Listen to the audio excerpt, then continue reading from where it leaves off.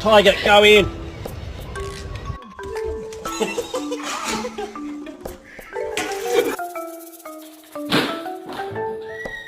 Someone and say, so this is what love looks like.